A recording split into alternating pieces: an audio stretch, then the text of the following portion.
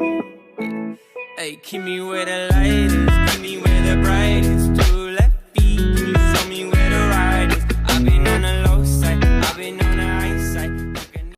For garlic bread, we're gonna need 7 to 8 garlic cloves, and for removing the skin, we're gonna chop both the ends and smash the garlic with the knife. And I have inserted a video which you can see where I'm easily able to peel off the skin. As you can see, it's completely off. Now you're gonna need 1 cup of butter, and turn on the flame and put a pan on the flame, and then we're gonna add butter in the pan and we're gonna melt it.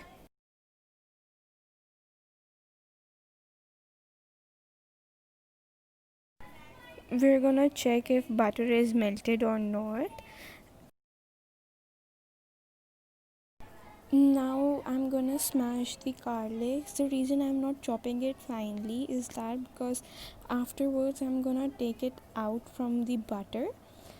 Now I'm adding the garlic to the butter, and we're gonna wait for about 4 to 5 minutes. When the garlic floats on the top, you can understand that it's ready. Then we're gonna just take them out from the pan.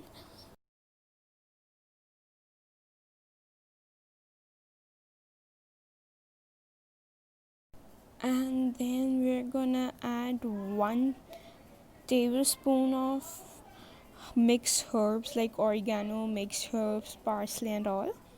Now just I'm gonna store it in a container. I'm storing in a Hershey's container.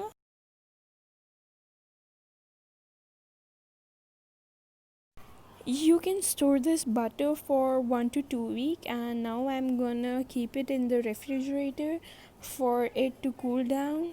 Thank you for watching.